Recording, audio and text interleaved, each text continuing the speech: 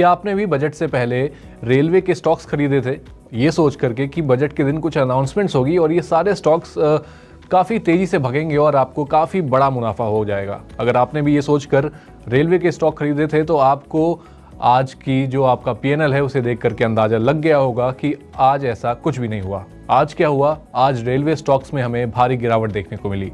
ये गिरावट क्यों हुई है और इसका आप जैसे इन्वेस्टर्स पर क्या असर पड़ा है और आगे क्या कुछ हो सकता है रेलवे स्टॉक्स में, ये सब कुछ हम इस वीडियो में जानने की कोशिश करेंगे। तो सबसे पहले शुरुआत करते हैं कि आखिर रेलवे स्टॉक्स में गिरावट क्यों आई। तो सबसे पहले जान लीजिए कि बजट 2025 में रेलवे कैपिटल एक्सपेंडिचर जो कि पिछले साल करीब 2.5 लाख करोड़ था, उसे इस बार भी 2.5 लाख करोड़ पर ही सीमित रखा गया है। इस बार किसी भी तरह का रेलवे केपेक्स में बढ़ोतरी नहीं हुई है, जिसकी वजह से आज हमें जो उम्मीदें थीं निवेशकों की रेलवे स्टॉक्स को लेकर के, इंफ्रास्ट्रक्चर को लेकर के, वो कहीं ना कहीं यहाँ पर टूटती हुई दिखी। और इसी वजह से जो ग्रोथ है रेलवे सेक्टर को लेकर के, उस ग्रोथ पर भी कहीं ना कहीं अब लाल बत्ती लगती हुई दिखी थी, जिसकी वजह से आज हमें रेलवे स्टॉक्स में ये गिरावट देखने को मिली है।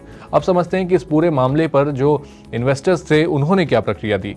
तो बजट अनाउंसमेंट शुरू हुआ। बजट अनाउंसमेंट के तुरंत बाद ही जैसे ही रेलवे एलोकेशन को लेकर के बातचीत शुरू हुई, फाइनेंस मिनिस्टर निर्मला सीतारमण ने जैसे ही अपनी बात सामने रखी, उसके जस्ट बाद से ही आरवीएनएल के जो शेयर्स थे उसमें करीब 9% की गिरावट हमें देखने को मिली। इसके अलावा अगर हम इरकॉन इंटरनेशनल की बात करें तो वहाँ पर हमें 8% की गिरावट देखने को मिली। और इसके अलावा जो बाकी अन्य जो रेलवे स्टॉक्स थे जैसे कि Texmaco rail, IRFC, Titagarh rail और जुपिटर वैगन जैसे जो शेयर्स थे उसमें हमें करीब 5 से 7% की गिरावट देखने को मिली। ये तो हुई गिरावट की बात।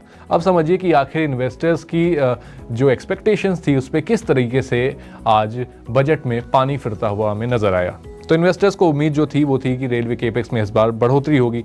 पिछले कुछ दिनों में रेलवे स्टॉक्स जो थे वो काफ़ी तेज़ी भी दिखा चुके थे।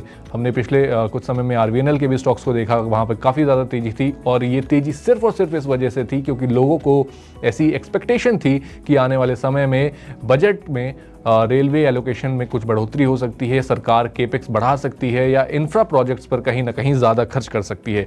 लेकिन ये सारे सपने बजट की अनाउंसमेंट के बाद हमें टूटते हुए दिखे। इसी वजह से सरकार ने जहां पर करीब 11.2 लाख का कैपिटल एक्सपेंडिचर जो था वो मार्केट एक्सपेक्टेशंस के हिसाब से नहीं रहा।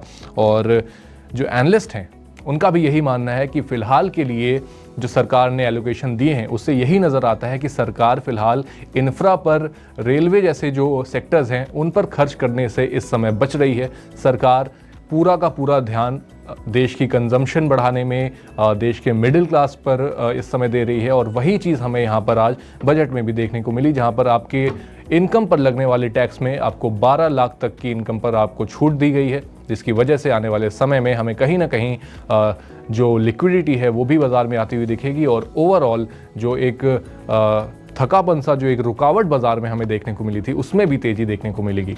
लेकिन हाँ, रेलवे स्टॉक्स फिलहाल के लिए जो उनका फ्यूचर है वो इस समय बजट को देखते हुए कुछ क्लियर नज़र नहीं आता है। आपकी रेलवे स्टॉक्स पर क्या राय हमें कमेंट बॉक्स में बताएं। और ओवरऑल जो बजट में जो एलोकेशंस हुए, जो अनाउंसमेंट्स हुए रेलवे सेक्टर को लेकर के, उस पर आपकी क्या राय, आप हमारे साथ कमेंट बॉक्स में जरूर